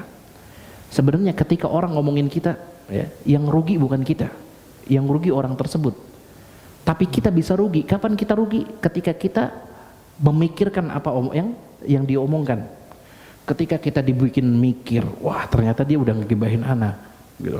Dia ngomong anak kayak gini, dia saat itulah kita bakal merugi, karena kita bakal sedih. Ya. Makanya di satu bait syair dikatakan, laqad marartu ala al-laimi yasubbuni. Ya. Ada seorang penyair, dia pernah mengatakan, laqad amurru 'alal laimi yasubbuni. Aku pernah melewati seorang yang tercela, yang sedang mencelaku, menghinaku. Famadaitu thammata qultu la ya'nini. Aku pun pergi meninggalkannya sambil mengatakan, itu bukan urusanku. Jadi cara untuk kita tidak merasa sedih gara-gara omongan lain adalah apa? Ya udah, tutup kuping, nggak usah hiraukan. Ya, tutup kuping, nggak usah hiraukan. Itu bukan urusan saya, itu urusan dia sama Allah. Dia menzalimi saya, itu urusan dia sama Allah. Nanti gimana di akhirat ya kita kelarin udah. Dia minta maaf, saya maafkan. Kalau dia nggak mau minta maaf, ya sudah, kita nanti bakal ketemu di depan Allah. Tapi ketika kita mulai mendengar omongan dia, ocehan dia, baru kita bakal merasakan kesedihan. Ini cara mendapatkan kebahagiaan dalam kehidupan sosial. Adapun dalam kehidupan kerja, ini juga disebutkan salah satu sebabnya. Syekh Abdurrahman bin Nasir As-Sa'di mengatakan, untuk mendapatkan kebahagiaan di kehidupan kerja kita, salah satu syaratnya adalah jangan pernah menunda kerjaan selagi kita bisa mengerjakannya. Ya, jangan pernah menunda kerjaan selagi kita bisa mengerjakannya. Karena dengan ditunda, semua numpuk, baru di ujung kita bakal apa? Bakal stres, pusing sendiri. Makanya tadi Ibnu Qayyim bilang apa? Man athara ar-rahah fatathu ar-rahah. Orang yang milih santai di awal, dia nggak bakal santai di akhir. Makanya mendingan kita berakit-rakit kita ke hulu, bersenang-senang ke tepian, ya, sakit dulu baru kita bakal senang di akhir, ya. Demikian beberapa cara untuk meraih kebahagiaan yang disampaikan oleh Syekh Abdurrahman bin Nasir As-Sa'di dalam kitabnya. Wallahu ta'ala alam, wa sallallahu ala nabiyina Muhammad wa ala alihi wa sahbihi wasallam. Kita kembalikan kepada akh. Jazakallahu khairan. Jazakallah Ustaz, barakallahu fikum, masyaallah. Di kitab dari Syekh Abdurrahman bin Nasir As-Sa'di, ya Ustaz, dikerjakan waktu beliau sedang sakit, ya Ustaz. Iya, sedang sakit, disuruh bed rest, malah jadi kitab. Malah bikin kitab. Kita bikin status kalau kita, Ustaz. Masyaallah. Subhanallah. Baik, silakan. Dari brothers dulu ada yang mau bertanya, silakan. Ya. Silakan, boleh. Yang berbaju putih. Thank you, brother. Baju putih.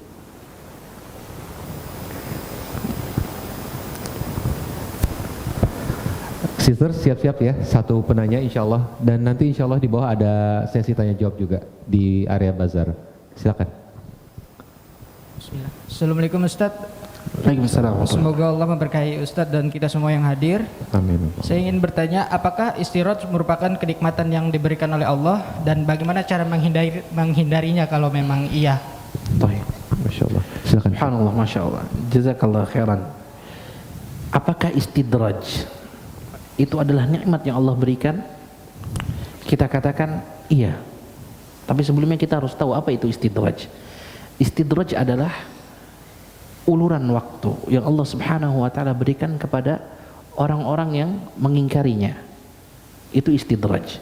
Bentuk istidraj itu seperti apa? Rasulullah sallallahu alaihi wasallam bersabda dalam satu hadis, "Idza ra'aitallah." Ya, idza ra'aitallah yu'til 'abda minad dunya 'ala ma'asihi ma yuhib fa'lam innama huwa istidraj. Kata Rasulullah alaihi wasallam, kalau engkau melihat Allah memberikan dunia kepada seorang hamba yang sering bermaksiat kepadanya, maka ketahuilah bahwasanya nikmat dunia yang tadi Allah berikan kepadanya itu adalah istidraj. Ya. Jadi nikmat Allah Subhanahu wa taala itu jangan dikira cuman buat senang-senang doang, enggak. Allah Subhanahu wa taala memberikan kita nikmat itu buat menguji. Di surat Al-Fajr, Allah Subhanahu wa taala berfirman, "Fa ammal insan idza mabtalahu rabbuhu." Adapun manusia, Allah menyebutkan tabiatnya manusia. Apa tabiat mereka? Yang pertama, idza mabtalahu rabbuhu, ketika Tuhannya mengujinya. Antum perhatikan di sini. Allah bilang apa? Ketika Tuhannya menguji. Apa bentuk ujiannya? Yang pertama, fa akramahu wa na'amah. Allah muliakan dia. Allah berikan nikmat kepadanya. Tadi Allah bilang apa? Allah mengujinya. Bentuk ujiannya apa? Kemuliaan, kenikmatan. Apa yang dikatakan oleh manusia ketika mendapatkan dua hal ini? Rabbi akraman, Tuhanku sudah memuliakanku. Kemudian Allah berfirman, wa amma idza mabtalahu, dan ketika Allah mengujinya, Allah bilang ujian lagi. Bentuk ujiannya cuman berbeda dengan yang pertama. Apa bentuk ujiannya? Faqadara alaihi rizqah, Allah sempitkan rezekinya. Syuf, sama-sama ujian, tapi bentuknya beda. Yang pertama tadi dimuliakan, diberi kenikmatan. Yang kedua disempitkan rezekinya. Fayaqulu Rabbi, dia akan mengatakan apa? Rabbi ahanan, Tuhanku sudah menghinakanku. Ini sifat manusia, tabiat manusia. Ketika dapat kenikmatan, dia bangga diri, sombong, merasa dirinya mulia, Allah berarti cinta sama saya. Tapi ketika dia dapat musibah, nyalah-nyalahin Allah. Allah nggak sayang sama saya, Allah benci sama saya. Ya. Apa jawaban Allah Subhanahu wa taala? Kata Allah, kalla, bukan demikian. Ya. Jadi ketika Allah ngasih kenikmatan, iya, istidraj itu kenikmatan. Tapi nikmat yang Allah kasih saat itu bukan kenikmatan karena Allah sayang kepada dia, tapi Allah cuma pengen ngetes dia, pengen nguji dia. Dalam ayat yang lain Allah Subhanahu wa taala berfirman, kullu nafsin dha'iqatul maut, semua yang bernyawa, berjiwa itu pasti akan merasakan kematian. Wa nabluukum bisyarri wal khairi fitnah, dan kami akan menguji kalian dengan keburukan dan kebaikan sebagai ujian bagi kalian. Nikmat itu ujian, istidraj itu nikmat dari Allah. Nikmat itu ujian. Makanya Nabi Sulaiman ketika dia tahu nikmatnya Allah kasih ke dia itu ujian, dia bilang apa? Hadza min fadli rabbi, ini adalah pemberian dari Tuhanku, liyabluwani, untuk mengujiku. Aashkuru am akfur, apakah aku bisa bersyukur atau aku malah kufur. Ya. Istidraj itu memang nikmat, tapi nikmat yang bentuknya ujian bagi kita. Ya.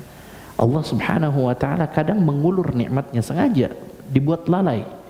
Kata Rasulullah alaihi salatu wasallam dalam satu hadis, innallaha la yumli lidzalim, sesungguhnya Allah Subhanahu wa taala terkadang mengulur waktu buat seorang yang zalim. Tujuannya apa? Ya, buat dia lalai aja. Hatta idza akhadhahu lam yuflithu, sampai ketika datang masanya Allah mengadab dirinya, adab Allah nggak bakal luput dari dia, benar-benar telak ngehantamnya. Ya. Bayangin antum diangkat, habis itu dilempar ke bawah. Ya. Mengerikan. Ya. Makanya antum jangan terlena dengan kenikmatan yang Allah Subhanahu wa taala berikan kepada kita. Terus gimana caranya kita bisa terhindar dari istidraj? Ya caranya tadi, bersyukur. Ya, ketika dapat kenikmatan, kewajiban kita adalah bersyukur. Sama ketika kita mendapat musibah, kewajiban kita adalah apa? Bersabar. Jadi bersyukur dan bersabar itu adalah sama-sama kewajiban yang Allah Subhanahu wa taala bebankan kepada kita. Ketika kita dapat nikmat, kita wajib bersyukur. Ketika kita dapat musibah, kita wajib bersabar. Dan di antara perselisihan yang sangat kuat di antara para ulama adalah masalah mana yang lebih afdal, orang kaya yang bersyukur atau orang miskin yang bersabar. Kira-kira mana yang lebih tinggi derajatnya?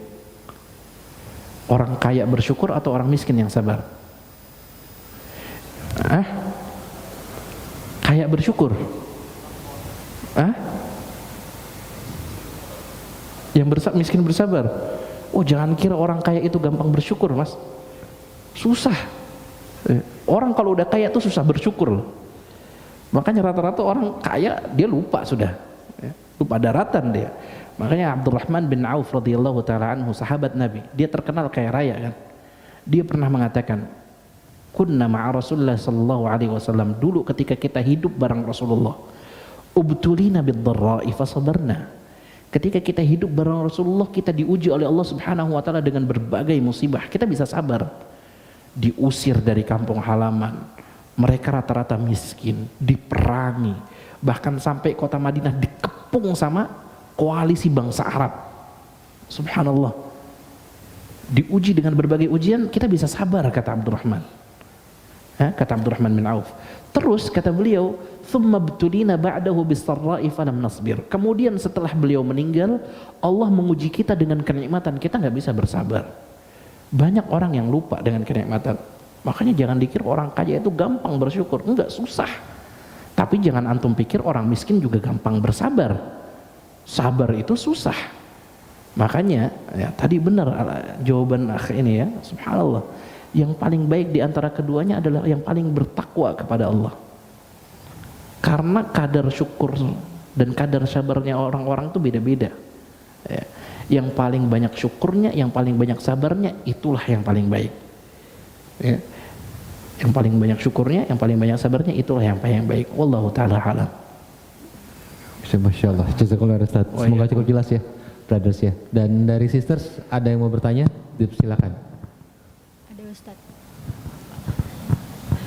Assalamualaikum Ustaz. Waalaikumsalam warahmatullahi wabarakatuh. Semoga Allah senantiasa melindungi dan merahmati kita semua yang ada di sini. Amin. Sebelumnya Afwan, Ana ingin bertanya tapi kayaknya pertanyaannya memang tidak sesuai dengan tema hari ini. Yang ingin Ana tanyakan, misalkan ada seseorang yang memang dia sudah berikhtiar, bertawakal untuk mencari, maksudnya untuk menikah gitu, seperti contohnya kayak misalkan minta dikenalin sama teman atau misalkan dari proses ta'aruf, tapi memang pada qadarullahnya sampai detik ini pun Allah itu belum bilang kun fayakun. Nah, di pertengahan jalan dia belum menikah, tetapi dia sudah meninggal. Akhirnya meninggal dalam keadaan dia belum menikah. Apakah hamba tersebut masih dalam kategori umatnya Rasulullah, dan apakah nanti pada hari kiamat kelak hamba tersebut masih bisa mendapatkan syafaatnya dari Rasulullah? Karena kan ada yang bilang kalau dia yang tidak menikah dalam keadaan meninggal, dia bukan termasuk umatku apabila tidak melaksanakan salah satu sunnah tersebut. Afwan Ustaz, mohon penjelasannya. Baik. Alhamdulillah wassalatu wassalamu ala Rasulillah. Semoga setiap orang yang punya cita-cita baik dimudahkan oleh Allah Subhanahu wa taala. Amin. Ya. Karena Rasulullah alaihi salatu wasallam bersabda dalam satu hadis, "Thalathun haqqa 'ala Allahi 'aunuhum." Ada 3 orang yang pasti bakal ditolong sama Allah Subhanahu wa taala. Salah satunya an-nakihu yuridul afaf. Orang yang menikah tujuannya untuk menjaga kehormatan dirinya. Nah, kita berharap setiap orang yang punya cita-cita baik, ya, pengen menikah tujuannya untuk menjaga kehormatan dirinya, semoga dia segera mendapat kemudahan dari Allah Subhanahu wa taala. Adapun tadi berkaitan dengan pertanyaan, apakah orang yang meninggal belum menikah dia keluar dari umatnya Rasulullah sehingga dia tidak mendapatkan syafaat dari Rasulullah alaihi salatu wasallam? Ikhwatul Islam azani Allah wa yakum. Nikah itu nikmat dari Allah, dan Allah Subhanahu wa taala memberikan nikmatnya kepada siapapun yang dia kehendaki. Kepada siapapun yang dia kehendaki. Dalam hadis memang Rasulullah alaihi salatu wasallam pernah menegur seorang sahabat yang berjanji untuk tidak pernah menikah sama sekali seumur hidupnya, dengan tujuan supaya dia fokus ibadah. Syuf, sahabat ini nggak mau nikah tujuannya fokus ibadah. Sementara orang zaman kita ada yang nggak pengen nikah, tujuannya cuman karena apa? Nggak pengen terikat, biar nggak ada yang ngeganggu, biar nggak ada beban. Ya, sahabat ini juga punya cita-cita kayak gitu, nggak pengen nikah, dia pengen fokus ibadah. Rasulullah SAW menegur dia. Kemudian Rasulullah mengatakan, man raghiba an sunnati, siapa yang benci kepada sunnahku, yang salah satunya adalah menikah, falaisa minni, maka dia bukan termasuk dari golonganku. Berdasarkan kisah tadi kita bisa tahu, ya, orang yang tidak menikah dengan tujuan seperti apa yang bakal dikeluarkan oleh Rasulullah SAW dari kategori umatnya, yaitu orang yang benci dengan syariat tersebut. Dia nggak mau menjalankan syariat tersebut dengan anggapan bahwasanya ketika dia menjalankan syariat itu dia malah terhindar dari ibadah-ibadah yang lain. Salah. Ya. Makanya ketika antum beranggapan nikah itu cuma bakal menyibukkan saya dari beribadah kepada Allah, salah. Kenapa? Karena nikah itu sendiri bisa bernilai ibadah. Ya. Nikah itu sendiri bisa bernilai ibadah. Makanya satu-satunya syarat nikah yang disebutkan oleh Rasulullah SAW bagi orang yang ingin mengerjakannya apa? Al-ba'ah, kemampuan, baik secara finansial ataupun secara mental. Orang yang sudah punya ba'ah, kemampuan finansial, kemampuan mental disuruh nikah sama Rasulullah SAW. Ya. Bukan alasannya, wah dia lagi sibuk kerja, enggak. Bukan alasannya dia lagi sibuk nuntut ilmu, enggak. Ya. Nuntut ilmu itu kewajiban, kerja itu kewajiban. Ketika Allah Subhanahu wa Ta'ala mewajibkan kepada kita di satu waktu yang bersamaan untuk mengerjakan banyak kewajiban, artinya kewajiban-kewajiban tersebut tidak saling bertentangan. Ya, karena mustahil Allah nyuruh kita sesuatu yang nggak mungkin kita kerjakan. Nggak bertentangan, itu bisa dikerjakan secara bersamaan. Cuman kadang memang orang tidak memiliki al-ba'ah, kemampuan tadi untuk bisa menggabungkannya. Karena satu-satunya syarat nikah adalah mampu untuk mengerjakannya, baik secara finansial ataupun secara mental. Ya. Jadi orang yang meninggal dalam keadaan menikah tidak dikatakan dia keluar dari umatnya Nabi Muhammad. Dilihat keadaannya dia tidak menikah karena apa? Ya. Toh banyak ulama juga yang tidak menikah sepanjang umurnya. Salah satunya siapa? Syekhul Islam Ibnu Taimiyah. Syekhul Islam Ibnu Taimiyah dia nggak pernah nikah. Gimana mau nikah? Hidupnya penuh dengan siksaan dan penjara. Ya. Keluar dari penjara, masuk lagi ke penjara. Keluar dari penjara bentar, masuk lagi ke penjara. Ya. Gimana dia mau nikah? Nggak bisa dia nikah. Tapi ketika beliau meninggal, murid-muridnya yang salah satunya adalah Al-Imam Ibnul Qayyim rahimahullah mengatakan, lam yatruk dzurriyah. Ibnu Taimiyah meninggal, dia enggak meninggalkan dzurriyah salihah, anak yang saleh yang berdoa kepadanya. Ya. Kenapa? Karena dalam satu hadis Rasulullah mengatakan, idza mata ibnu adam inqata 'amaluhu illa min thalas. Apabila anak Adam meninggal, semua amalnya akan terputus kecuali 3. Salah satunya anak soleh yang senantiasa berdoa bagi dirinya. Kata Ibnul Qayyim, ketika Ibnu Taimiyah meninggal, dia nggak meninggalkan anak soleh yang berdoa bagi dirinya, tapi dia meninggalkan umat seutuhnya yang akan terus berdoa kebaikan buat dirinya. Sekarang siapa yang nggak kenal Ibnu Taimiyah? Banyak orang kenal Ibnu Taimiyah, dan setiap kali mereka mengucapkan nama Ibnu Taimiyah selalu dikasih embel-embel doa di belakangnya, rahimahullah, semoga Allah merahmatinya. Ya. Dia berjuang di atas jalan Allah sampai nggak bisa nikah.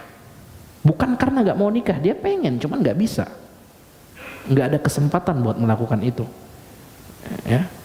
Dia nggak meninggalkan anak soleh yang berdoa buat dirinya, tapi dia meninggalkan umat Islam seutuhnya. Karena dia apa? Meninggalkan warisan yang luar biasa, warisan ilmu yang luar biasa. Umat Islam dari sejak zaman beliau sampai nanti Allah Subhanahu wa Ta'ala berkehendak, mereka semua akan terus berdoa bagi kebaikan Ibnu Taimiyah. Jadi yang mendoakan dia bukan hanya anaknya, tapi umat Allah, makhluk-makhluk Allah yang lain semuanya bakal berdoa buat dirinya. Ya. Ini semua menunjukkan bahwasanya Ibnu Taimiyah nggak salah karena dia nggak menikah. Ya, nggak salah karena dia nggak menikah, dia nggak keluar dari umatnya Rasulullah SAW. Ya, justru beliau merupakan salah satu orang terdepan dalam barisan wali-wali Allah Subhanahu wa Ta'ala. Ya, semoga itu bisa menjawab pertanyaan tadi. Jazakallah khairan. Jazakallah Ustaz, Masya Allah. Semoga clear ya kepada sisters dan juga brothers yang menyimak. Baiklah Ustaz, sebelum kita tutup mungkin ada penutup bagi kita. Tafadhal Ustaz. Ikhwatul Islam azani Allah wa iyyakum. Kita berharap semoga Allah Subhanahu wa Ta'ala memberikan kebahagiaan bagi kita, menghilangkan kesedihan dari hati kita, terus mengekalkan kebahagiaan kita sampai hari kiamat nanti, sampai di akhirat nanti, mengumpulkan kita dengan saudara-saudara kita, keluarga kita, orang-orang yang kita cintai, ya, sehingga kita bisa merasakan kebahagiaan yang Allah Subhanahu wa Ta'ala berikan kepada kita secara bersama-sama dengan mereka.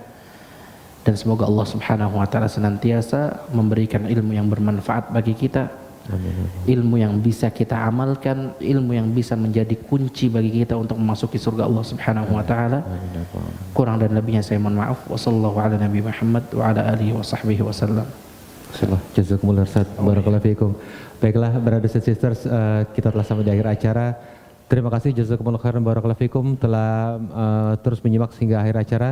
Berhati-hati bagi brothers and sisters sekalian dalam perjalanan pulang, khususnya bagi sisters. Harap selalu waspada dan selalu minta pertolongan kepada Allah. Di bawah masih ada sesi tanya jawab yang masih ada waktu untuk menyimak. Silakan dengarkan juga jawaban Ustadz kepada saudara-saudara kita bertanya. Berikan space bila pertanyaannya sedikit personal supaya bisa mendapatkan jawaban yang maksimal. Barakallahu fiikum, jazakumullah khairan. Kita tutup dengan doa kafatul majlis. Subhanakallahumma bihamdik asyhadu an la ilaha illa anta astaghfiruka wa atubu ilaik.